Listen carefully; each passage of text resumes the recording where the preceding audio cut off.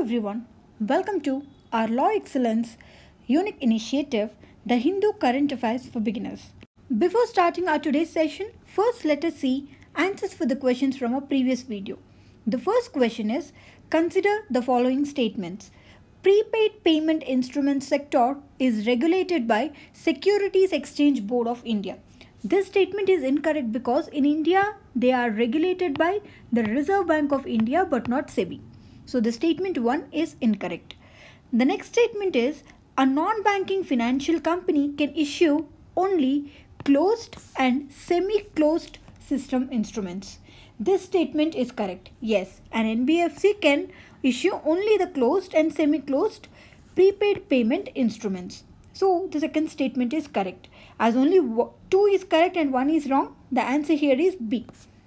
And the next question is, how is La Nina different from El Nino? The first statement is, La Nina is characterized by unusually cold ocean temperature in equatorial Indian Ocean, whereas El Nino is characterized by unusually warm ocean temperature in the equatorial Pacific Ocean. See, this El Nino and La Nina events are a natural part of the global climate system. They occur when the Pacific Ocean and the atmosphere above it change from their normal state due to several reasons. These El Nino events are associated with a warming of central and eastern tropical Pacific, whereas La Nina events are the reverse. They have the cooling of these same areas, that is central and eastern tropical Pacific. So La Nina is the cold event in the Pacific Ocean, whereas El Nino is the warm event in the Pacific Ocean. But in the first statement it was given here that this La Nina is a cold ocean temperature in equatorial Indian Ocean. This is incorrect. It is Pacific Ocean. So the statement 1 is incorrect. The next statement is, El Nino has adverse effect on southwest monsoon of India, but La Nina has no effect on the monsoon climate. See, this El Nino will result in deficient monsoons. That means resulting in droughts, whereas La Nina will result in monsoon, that is rainfall, more than the normal. So there is an effect on the monsoon climate due to La Nina. So even the second statement is incorrect. As both the statements were incorrect here, the answer here is D. Neither 1 nor 2. Now let's start our today's session. These are all the topics that we are going to cover in our today's video. Our first article is India bombs Jaish camp in Pakistan's Balakot.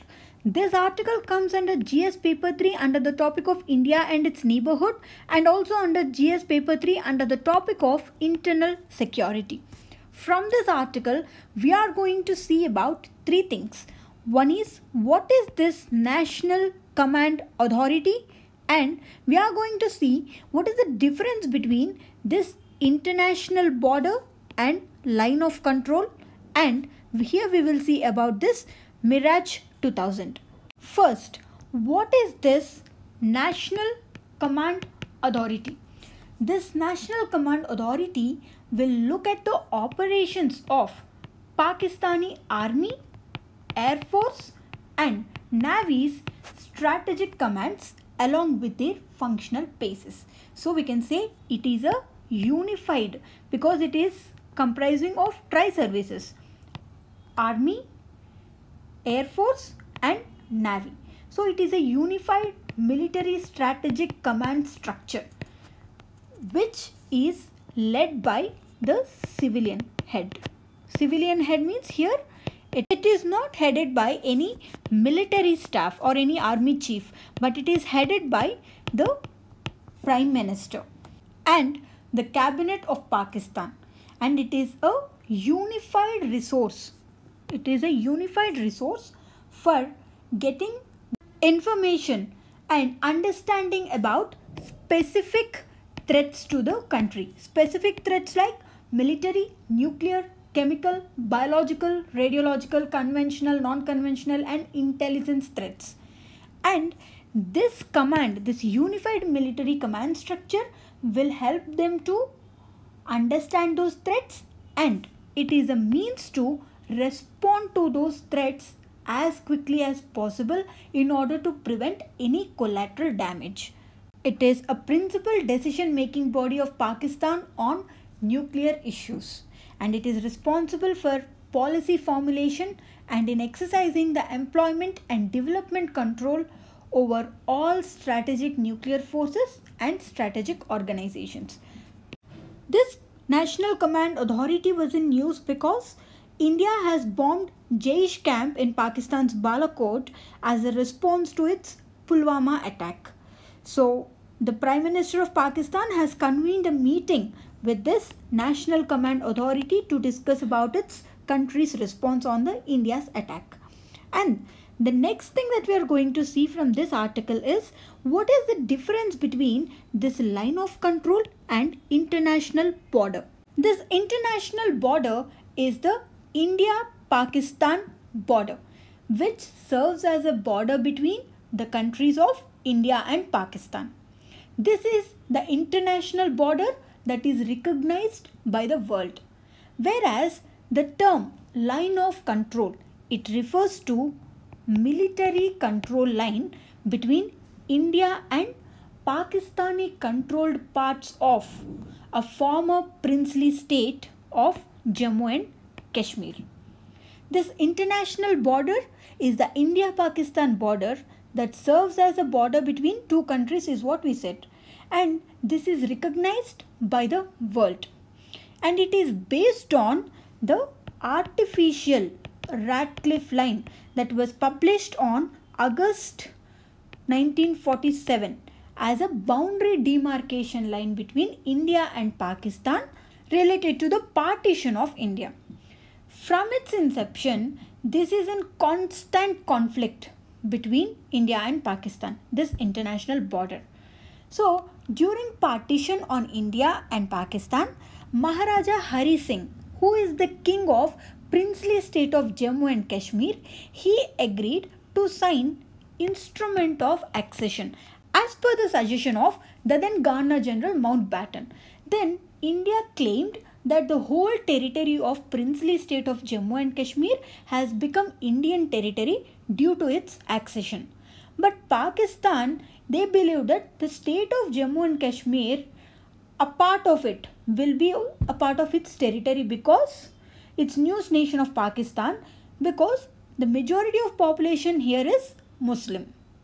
From that time, the territory of Jammu and Kashmir is in constant dispute with both the countries claiming this state as their own.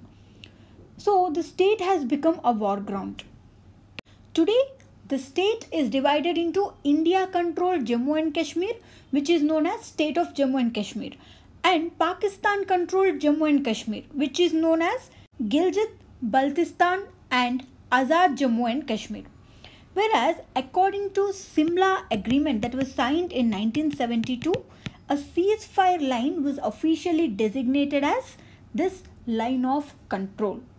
So, while the official border between both the countries is this international border, whereas line of control is considered as the de facto border.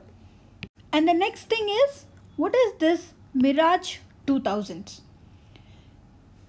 On Tuesday, 12 Indian Air Force Mirage 2000 fighter jets, which were made by Dassault Aviation, the French company, who also manufactures the same Rafale medium multi-role combat aircrafts. They entered the Pakistani airspace and dropped 1000 kg laser guided bombs on Jaish-e-Mohammed terror launch pads across this line of control. This Mirage 2000 is one of the Indian Air Force's most versatile aircraft. Our Indian Air Force gave it a name called as Vajra, meaning lightning thunderbolt in Sanskrit. We have first commissioned it in 1985 and we have also used this in 1999 Kargil War. And it is a single engine 4th generation aircraft that is manufactured by this Dassault Aviation. The next article is Supreme Court pitches for mediation in Ayodhya case. This article comes under GS paper 2 under the topic of polity. From this article, now we are going to see about this concept known as mediation. And here there is mention of a section 89 of Civil Procedure Code. Before knowing about what is this mediation, first we should know about a concept known as what is meant by this alternate dispute resolution. Alternate dispute resolution means providing or resolving the disputes in an alternative method than the traditional methods like going to court, where the problem will be solved by filing a petition in the court, appealing to the courts. Now, instead of going to the courts, the disputes will be resolved with some alternative methods. They are like mediation, arbitration and conciliation, which will be used to resolve the conflicts outside the formal court system. Now, even the Supreme Court in Ayodhya case has advised to go for mediation, which is an alternate dispute resolution mechanism in resolving this Ayodhya case. So what is this section 89 of Civil Procedure Code? It is this section which has incorporated these conciliation and mediation methods. So it is saying that under this section, as per this section, use mediation as a method to resolve the dispute is what the Supreme Court has said. So what are the benefits that we get through this alternate dispute resolution? What are the advantages?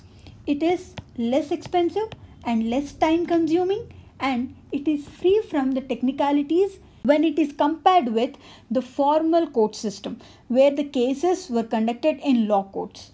And here in this alternate dispute resolution mechanism, which will happen out of the court, the parties are free to discuss their difference of opinions without any fear of disclosure of this fact before any law courts. They can freely talk about their opinions. And the important thing here is these parties, both the parties, they can discuss it without any feeling that they are going to whether win or lose. At the same time, they will have the feeling that their grievance will be redressed and the relationship between the parties is restored. With these things in mind, this alternate dispute resolution mechanism was brought in. And the next article is No Toilet at the Home for Pad Woman of Oscar winning film. This article is not of much importance, but one thing that we are going to see from this article is what is this Period.End of Sentence. It is this short film which was based on menstrual cycle problems faced by women in India. This is not of much importance for UPSC. These kind of questions will not be asked, but these questions like who produced it, it is Gunit Monga who produced it, and what is this short film, Period.End of Sentence. These kind of questions can be asked in state public service exams like Group 1 and Group 2. The next article is what action can you take against the political parties. This article comes under GS paper 2 under the topic of polity, and here the subtopic is elections. See, here this Delhi High Court is asking the Election Commission of India that what action can you take against the political parties who are not disclosing their fundings and their expenditure during elections. See, as per the Representation of People's Act of 1951, a member will be disqualified. The Parliament has laid down some grounds for the disqualification. As per this, a candidate will be disqualified if he fails to lodge an account of his election expenses within the time to the Election Commission of India. See, as of 2014 changes, a person who is contesting, the candidate contesting for this Lok Sabha can spend an amount of up to 70 lakhs, whereas a person who is contesting from a legislative assembly can spend up to 28 lakhs. This is the limit that was set, and this will be monitored by the Election Commission of India. So you have to remember, here I am talking only about the candidates limit. Then what about the political party? How much a political party can spend during an election? There is no limit for it, and there is no provision which talks about this. So the Election Commission of India has recommended to the Law Commission to bring in this limit in order to contain these corrupt practices that were being in place during the elections regarding this political party spending, because they receive lots of funds which can be from many illegal sources. So to contain this, Election Commission of India has recommended to the Law Commission, but still nothing has been in place regarding this political party spending. The next article is declaring 5-year IT returns a must for poll candidates. This article comes under GS paper 2 under the topic of polity. This article is talking about, here there is a new notification that was released by the central government that a candidate, it is mandatory for the candidate to declare their total income in the income tax returns for the last 5 years. And they should also declare their spouses, dependents and the Hindu undivided family. They should declare even their IT returns for the last 5 years in order to contest. Is it the income that is related only to India has to be declared? See here, it should also include the interest in or ownership of offshore assets, that is the deposits or investments in foreign banks. So the income from all these sources has to be declared in their income tax returns, not only for themselves but also for their spouses, dependents and Hindu undivided families. Failing to do so will be considered as an election offence. See, as per the Representation of People's Act of 1951, the Parliament has laid down some grounds for disqualification. One of it is the candidate should file an account of his election expenses within the time. If he fails to do so, he will be considered as disqualified, and he should not be found guilty of some election offences or corrupt practices in the elections. If he does so, then also the candidate will be disqualified. The next article is Assam to cut pay of staff who neglect their parents. This article comes under GS paper 2 under the topic of social justice. From the prelims point of view, this article is not of much importance, but we can use this example of Assam state action in our mains answers. Here the Assam government has took a measure saying that there will be cuttings in the payment for its employees who will not take care of their dependent elderly parents and physically challenged siblings. This is a social justice measure taken by the state government for the elderly people and the disabled people. Our next article is Smart Farming in a Warm World. This article comes under GS paper 3 under the topic of agriculture. From this article we are going to see about 3 things. One is about this Global Climate Risk Index. What is this Global Climate Risk Index? This index will analyze what are the impacts of weather related loss events like storms, floods, heat waves, etc. What are their impacts on various countries and regions? This is what this Global Climate Risk Index will analyze. And the next thing we are going to see about is what is this CAMPA? Compensatory Afforestation Fund Management and Planning Authority. First of all, what is meant by this compensatory afforestation? This compensatory afforestation means doing afforestation for diverting the forest land for non-forest use, that is for establishing industries or for some developmental programs.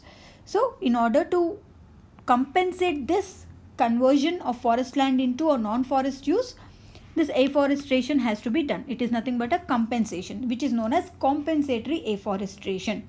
So now what is this authority then? This authority is responsible for managing and for ensuring the speedy and transparent utilization of the amount or the funds that were released for this compensatory afforestation. That is for converting the forest land for non-forest purposes. So this is set up at both central and state levels to ensure proper utilization of those funds.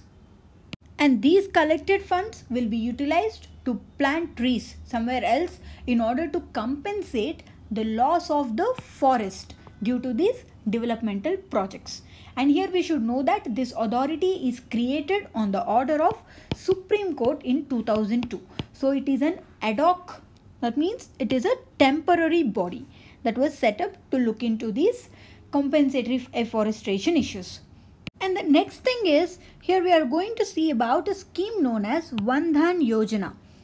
This dhan Yojana scheme was administered by the Ministry of Tribal Affairs, and this is aimed at the economic development of tribals who are involved in the collection of minor forest produce by helping them in best utilization, in the optimum utilization of natural resources, and by providing them the sustainable livelihood.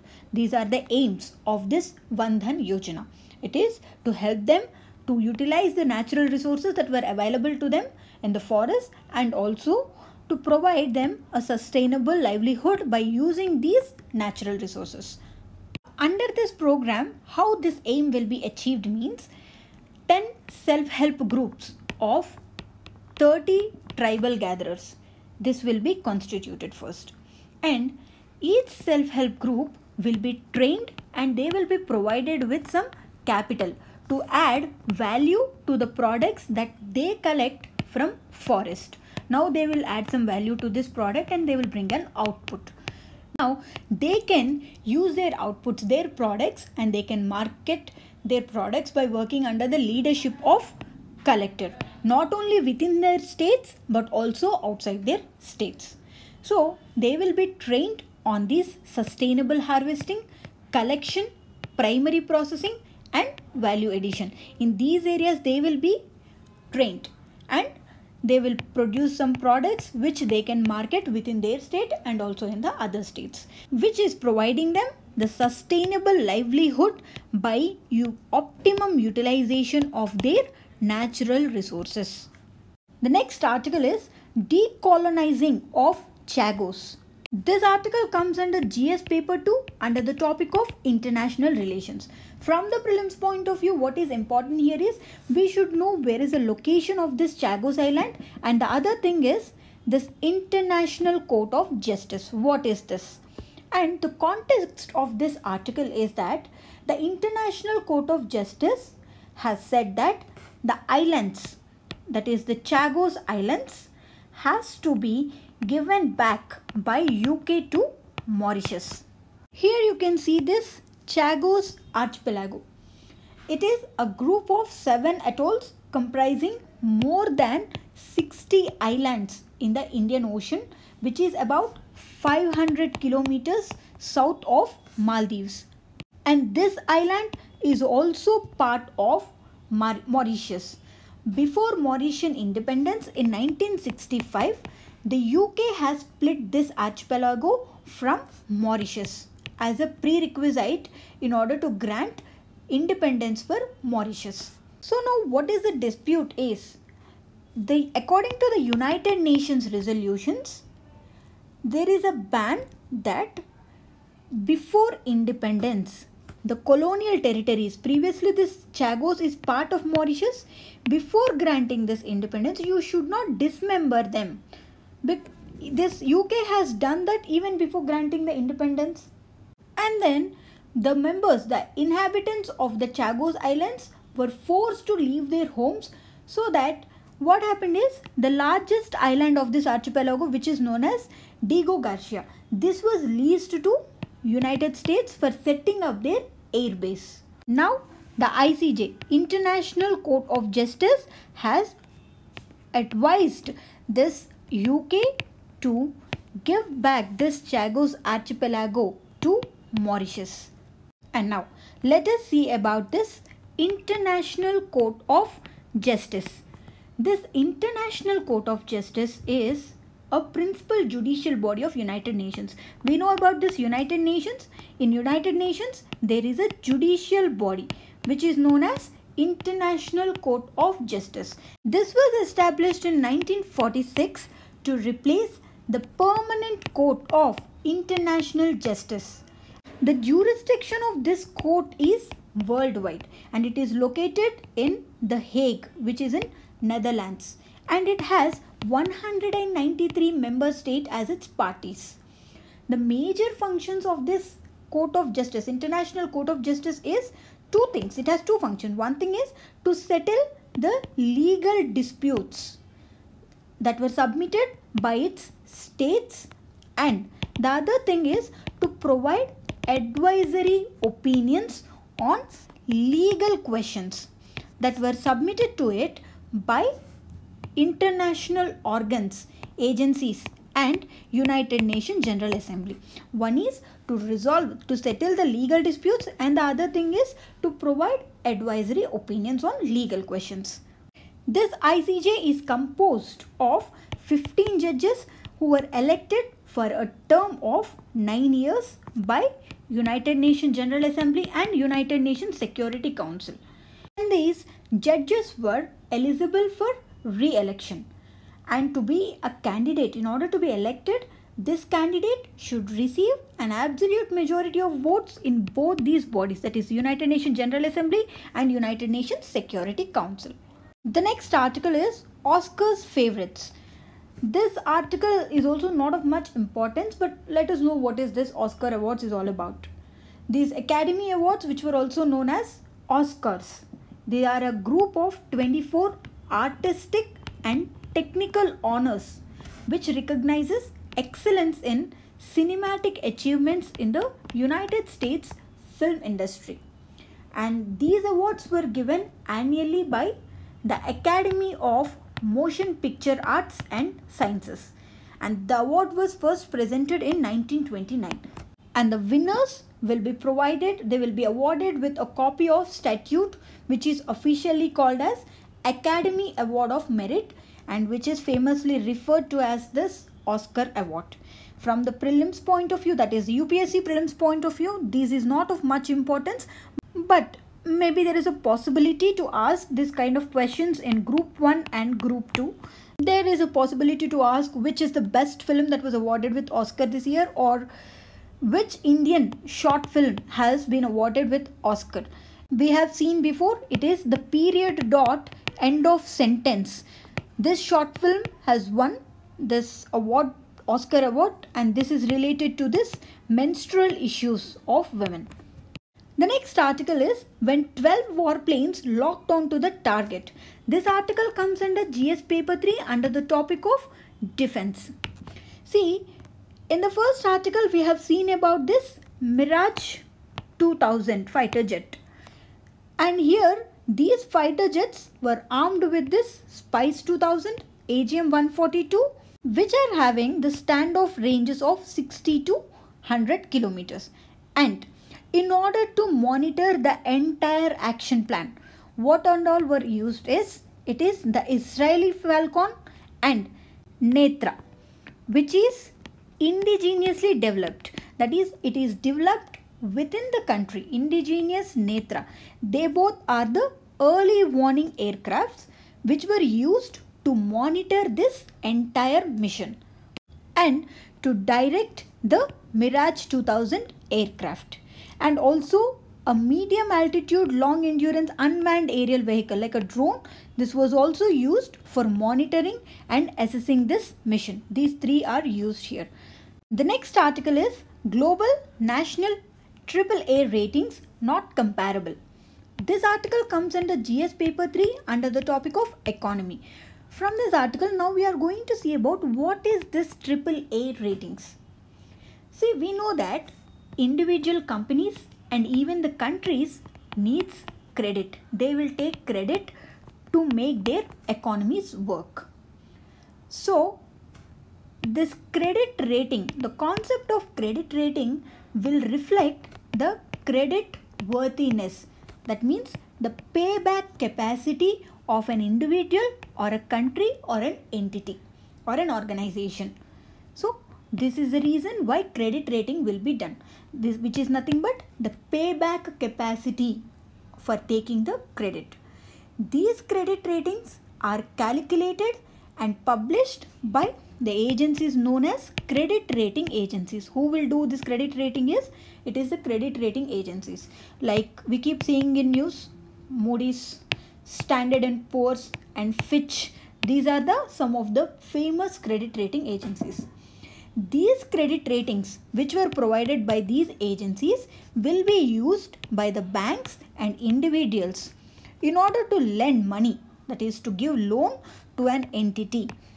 So now the banks will have the information about the payback capacity, that is the credit worthiness of this company. Now the credit rating agency has told that based on the past or the credit history of this entity, this will be rated by this credit rating agency. With that information, bank will decide whether they can lend to this entity or not. So they will be happy to lend if the company has a good credit rating, and if the company is having a bad credit rating, they will have this reluctance to lend. In the same way, good credit rating of a country will attract more investments into the country. That is by buying the sovereign bonds by the entities. So how these credit rating agencies will show their credit ratings?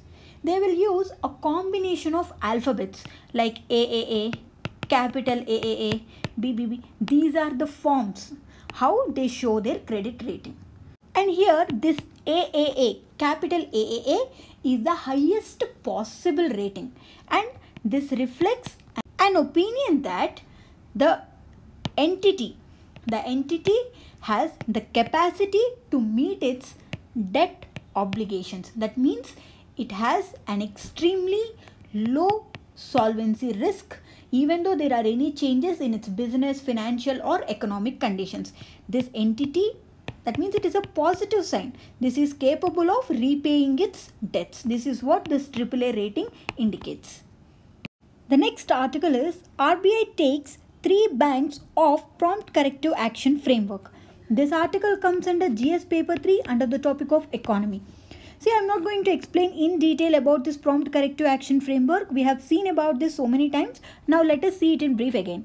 What is this prompt corrective action framework? These are nothing but a guidelines or a framework to help the banks come out of their financial distress, which was attained by the banks due to the rising NPAs or the negative return on assets for 4 consecutive years by the banks. Negative return on assets means they didn't get even the amount they had spent in return, because here when they lend a loan, they will get interest in return, but they didn't get even the original capital in return for continuous 4 years. So they are having negative return on assets, negative profits.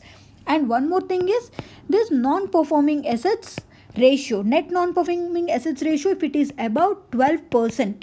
And the other thing is capital to risk weighted asset ratio. This is one parameter. And the other thing is leverage ratio. These 4 parameters will be considered by the Reserve Bank of India to know the financial health of a bank. And if these parameters, which were also known as risk thresholds, if they were crossed, then RBI will invoke this guidelines, the prompt corrective action framework. They will invoke this on the banks to revive the bank's financial health. Last year, the Reserve Bank of India has invoked this PCA on 11 banks, and now it has took out these 3 banks off from this prompt corrective action framework. That is this Allahabad Bank, Corporation Bank from the public sector, and the Dhanlakshmi Bank from the private sector. Now these 3 are out of this prompt corrective action framework. Before these banks, even this Oriental Bank of Commerce and Bank of Maharashtra were also brought out from this PCA framework, and now only 6 were left with this PCA framework still functioning on them. Now let's see our today's prelims questions. The first one is narrow banking means, and the next question is related to the funds disclosure by the political parties. Try to answer these questions and post your answers in the comment box. Tomorrow we'll see a detailed explanation for these questions. Dear students, this is our Law Excellence website where you can access the notes for this video, and this is our official Telegram channel where you can access the relevant UPSC material from Law Excellence IAS Academy. Thank you.